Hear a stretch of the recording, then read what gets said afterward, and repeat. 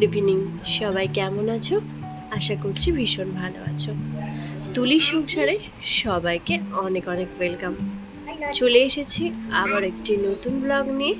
আর আজকের ব্লগটা ছিল রবিবারের সন্ধেবেলার। তো এখন থেকে তোমাদেরকে সঙ্গে নিয়ে ব্লগটা শুরু করছি। দেখতে থাকো, আশা করছি ভীষণ ভালো লাগবে।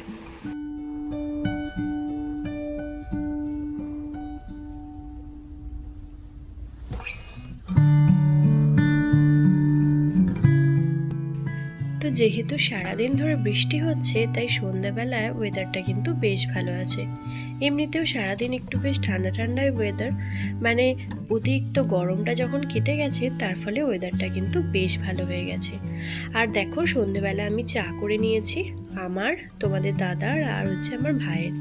আর চায়ের সঙ্গে নিয়ে নিয়েছি এখানে লুচি, কারণ ওবেলা যে লুচি করেছিলাম সেই লুচিটাই কয়েকটা ছিল, তো সেটা চা দিয়ে খেতে কিন্তু বেশ ভালো লাগে। আর সেগুলো এখানে নিয়ে নিয়েছি। তো চলো এবার চাটা খেয়ে নিই।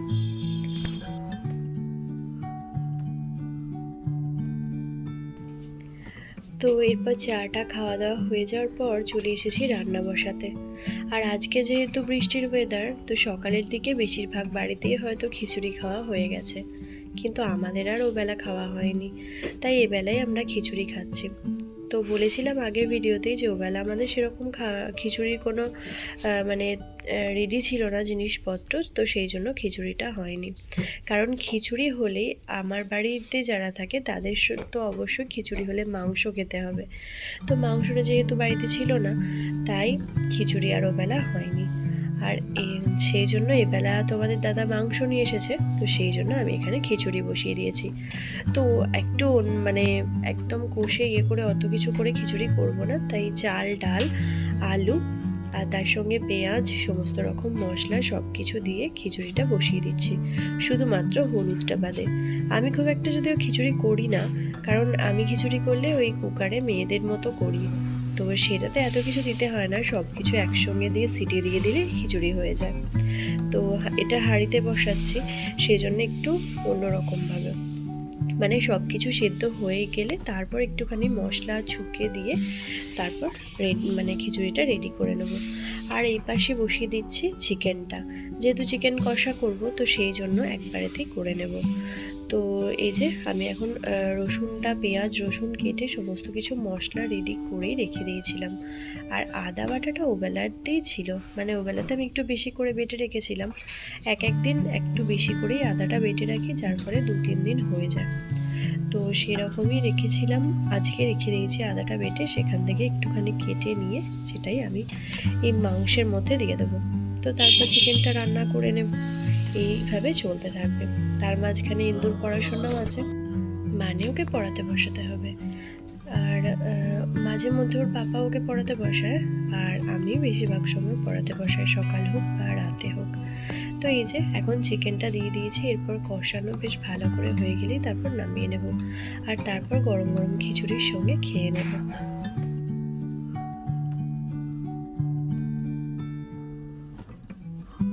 তো এখানে দেখো খিচুড়ি রেডি, তার সঙ্গে করেছিলাম একটু সাবুর পাঁপড় ভাজা।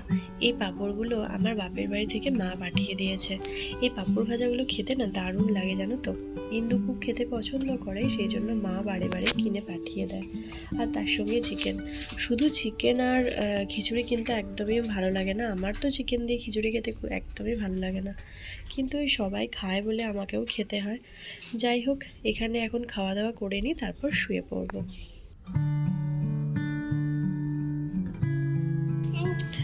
তো এটা হচ্ছে পরের দিনের সকালের ব্লগ। আমি কালকে রাতে তো শুয়ে বেশ ভালো ঘুম হয়েছে, কারণ যেহেতু ঠান্ডা ওয়েদার ছিল, তো তাড়াতাড়ি কালকে শুয়ে পড়েছিলাম খাওয়া দাওয়া করে। আর আজকে ঘুম ভাঙতে একটু দেরি হয়ে গেছে, যেহেতু ওয়েদারটা ভালো, তাই ঘুমটা ভাঙতে দেরি হয়ে গেছে। যাই হোক, এখানে তাড়াতাড়ি করে আজকে বিছানাটা তুলে নিচ্ছি। আর তারপর জানো তো, আজকে একটা বড় কাজ আছে, যেটা হচ্ছে আমার রান্নাঘরটা ক্লিন করব। আমার রান্নাঘরটা মানে কি বলবো, কয়েক দিন বা কয়েক মাস নয়, প্রায় 2-3 বছর আমার রান্নাঘরটা পরিষ্কার করা হয়নি। ওই এমনি সামনাসামনি একটু আধটু পরিষ্কার করা হয়, সেরকমভাবে ডিপ ক্লিন করা হয়নি। তো কিন্তু আজকে ঠিক করেছি তোমাদের দাদা আর আমি দুজনে মিলে ডিপ ক্লিন করব। কারণ ওই যে ওপরে উঠে ওই জায়গাগুলো ভীষণ তেল ছিটে পড়ে গেছে, তো সেগুলো তো আমি উঠে পরিষ্কার করতে পারবো না, তাই ওই আমাকে হেল্প করবে বলেছে। তো সেই জন্য সকালবেলা তাড়াহুড়ো করে আমি বিছানা টিছানা তুলে নিচ্ছি। আর এরপর হচ্ছে খাওয়া দাওয়া যা হোক একটুখানি করে নিয়ে মেয়েদেরকে খাইয়ে নিয়ে তারপর আমি পুরো রান্নাঘরের কাজে লেগে যাব। আর আজকে রান্নাঘরটা মোটামুটি সারতে আমার পুরো একদম আজকে পুরো দিনটাই লেগে যাবে, এতটাই নোংরা হয়েছে। তো সব রান্নাঘরটা ক্লিন করার ভিডিওটা যদিও আমি করতে পারিনি, কারণ প্রচণ্ড বিরক্ত লাগছিল, গরমও লাগছিল, যেহেতু পরের দিনেতে ওয়েদারটা ভালো ছিল কিন্তু রোদ উঠে গেছে আর একটা প্রচণ্ড গরম, তো সেই জন্য খুব একটা ভিডিও করা হয়নি। আর এখানে দেখো আমার রান্নাঘরটার অবস্থা পুরো তেল ছিটে পড়ে একদম বাজে হয়ে গেছে। তো সেই জন্য পুরো রান্নাঘরটাই আমি ক্লিন করব। প্রথমে দেখিয়ে দিচ্ছি যে রান্নাঘরটা কীরকম অবস্থা ছিল আর পরে কীরকম অবস্থা হবে সেটাও তোমাদেরকে দেখাবো। তো রান্নাঘর পরিষ্কার করার পর কিন্তু অনেকটা লেট হয়ে গিয়েছিল আমাদের খেতে, কারণ মানে পরিষ্কার করতে করতে আজকে সেরকম রান্নাবান্নাও কিছু করতে পারিনি। একটু ডাল ভাতে আর আলু ভাতে আর ফ্যান ভাত করে আমরা খেয়েছিলাম দুপুরবেলাটা। কারণ এমনিতেই রান্নাঘর পরিষ্কার করা, তো তার মাঝখানে এতটা সময় লেগেছে পরিষ্কার করতে, তো তারপর আর এনার্জি ছিল না কোনো কিছু রান্না করার। আর সকাল থেকে যেহেতু পরিষ্কার করছিলাম সেই জন্য ঠিকই করেছিলাম যে আজকে সেরকম কিছু রান্নাবান্না করবো না। কালকে রাতের একটু চিকেন ছিল, তো সেটা দিয়ে আমরা সবাই মিলে খেয়ে নিয়েছিলাম। তো এই ছিল আমাদের আজকে লাঞ্চ, ভাতে ভাত খাওয়া। এটা আমরা আগে থেকে ঠিক করেই রেখেছিলাম যে রান্নাঘরটা যেদিন পরিষ্কার করব সেদিন আমাদেরকে ভাতে ভাতে খেতে হবে। যাই হোক, এরপর আমি তোমাদেরকে দেখাবো যে রান্নাঘরটা কীরকমভাবে ক্লিন করেছি।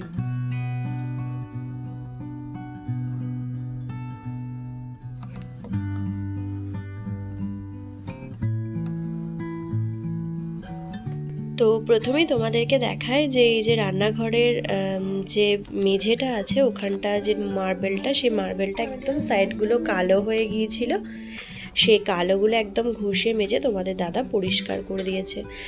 আর এই বালতিগুলো আমি ধুয়ে পরিষ্কার করে রেখে দিয়েছি, কারণ এই বালতিগুলোতে আমি গ্রসারি জিনিস যেগুলো আসতো সেগুলো রাখতাম, তো সেই বালতিগুলো আর প্রয়োজন নেই, সেই জন্য আমি ওগুলো আলাদা জায়গায় রেখে দেবো এবার। আর এই জানালা টানা এগুলো সমস্ত কিছু আমি খুব ভালো করে ডিপ ক্লিন করেছি, মানে পুরো রুমটাই বলতে পারো যে ডিপ ক্লিন করে নিয়েছি। কিন্তু গোছানোর এখনও অনেকটা বাকি আছে, সবটা একবারে গুছিয়ে উঠতে পারিনি। আজকে বিকেল পর্যন্ত আমি কিছুটা গুছিয়েছি, বিকেল নয় ওই দুপুরের দিকটা খাওয়া দাওয়া করে আমি একটুখানি গুছিয়েছিলাম। আমাদের তো মোটামুটি পরিষ্কার করতে করতে 2:30-3টে বেজে গেছে। তো তারপর আমি স্নান করে তারপর ভাত টাত খেয়েছি রান্না করে তারপর।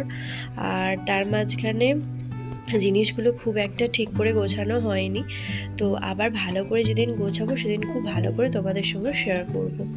আর এই জানালাটা তো আমাদের বাইরের দিকে, মানে রান্না একদম গ্যাসের পেছনে সামনেই এই জানালাটা, তো এটা খুব একটা খোলা হতো না, একদমই খুলতাম না, কারণ বাইরের দিকে যেহেতু জানালা তো সেই জন্য খোলা মানে তোমাদের দাদা খুলতে বারণ করতো। তো এখন খুলে দেখছি যে জানালাটা দিয়ে কিনা প্রচুর আলো আসছে, হাওয়া আসছে, তো সব দিক থেকে বেশ ভালো। তাই আমি ওকে বললাম যে জানালাটা খোলাই থাক, বেশ ভালোই লাগছে। আর না হলে এই জানালাটা না খোলা থাকলে সবসময় অনবরত লাইট জ্বেলে রাখতে হয়, না হলে কি অন্ধকার হয়ে থাকে। আর এখানেও দুটো তাক আছে, তো সেই তাকগুলো আমি পরিষ্কার করেছি খুব সুন্দর করে। যদিও এইখানটা এই তাকগুলো খুব একটা পরিষ্কার করতে সমস্যা হয়নি, কারণ এখানে না আমি পেপার দিয়ে রেখেছিলাম, তো সেই জন্য খুব একটা নোংরা হয়নি। আর এটা হচ্ছে গ্যাসের নিচের দুটো তাক আছে, তো সেই র্যাকগুলোকেও আমি খুব ভালো করে ক্লিন করে নিয়েছি। আপাতত এখানে জিনিসগুলো একটু গুছিয়ে রেখেছি, কিন্তু আবার একটু সুন্দর করে যখন গোছাবো তখন তোমাদের সঙ্গে অবশ্যই শেয়ার করব, কারণ এখনও কিছু কিছু জিনিস গোছাতে বাকি আছে। আর আরেকটা মেন যেটা হচ্ছে যে আমার ওই যে টেবিল যেটা আছে সেটা এখনও ক্লিন করা হয়নি, আর আমার যে একটা মিটকেস আছে এখানে, তো সেটাও ক্লিন করা হয়নি, তো ওই জায়গাটা এখনও ক্লিন করতে বাকি আছে। মানে আজকে এতটা পরিশ্রম হয়েছে তার মাঝখানে আর ওই জায়গাটুকু আর পরিষ্কার করতে পারিনি।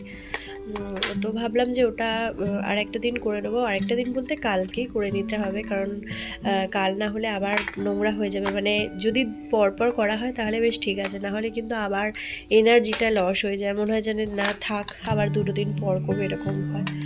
তো এই তাকটায় মেনলি আমার জিনিসগুলো থাকতো, সমস্ত জিনিস আমি এই তাকটাতে রাখতাম। তো এখন আপাতত তাকটা থেকে সব কিছু সরিয়ে দিয়েছি, দিয়ে এই এখান ওখান করে রেখেছি।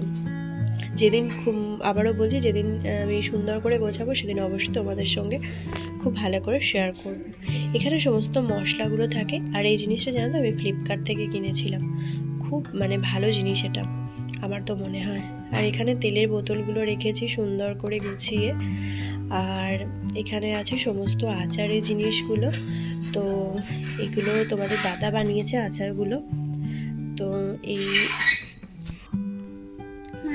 তো আপাতত এগুলো গুছিয়ে রেখেছি। আর রুটির এই যে তাওয়া আর বেলনা চাকি, এই জিনিসগুলোর জন্য আমি একটা র্যাক কিনবো ঠিক করেছি। তো সেখানে ওই রুটির জিনিসটা রাখবো, কারণ আপাতত এখানে রেখেছি, সবটাই বলছি যে আপাতত এখানে রেখেছি আমি, এখনও গোছানোর কিন্তু অনেকটাই বাকি আছে। আর এই কৌটোগুলো যেগুলো ফেলে দেওয়া কৌটো, তার মধ্যেতে আমি ওই সাবানের গুঁড়ো আর বাসন ধোয়া যে সাবানগুলো হয় সেগুলো রেখে দিয়েছি। আর যেটা বললাম তোমাদেরকে যে এই যে মিট কেসটা গোছানো এখনও বাকি আছে, দেখতেই পাচ্ছ মিট কেসটা একটু অগোছালোই হয়ে আছে। এটা কালকে গুছিয়ে নেবো, আর গুছিয়ে নেওয়ার পর তোমাদের সঙ্গে অবশ্যই শেয়ার করব। তো আজকের মতো ভিডিওটা এতটুকুই। কেমন লাগলো অবশ্যই জানিও, ভালো লাগলে একটা লাইক করো। তো আজকের মতো টাটা, সবাই ভালো থেকো, সুস্থ থেকো, দেখা হবে আবার অন্য ব্লগে। ততক্ষণের জন্য টাটা।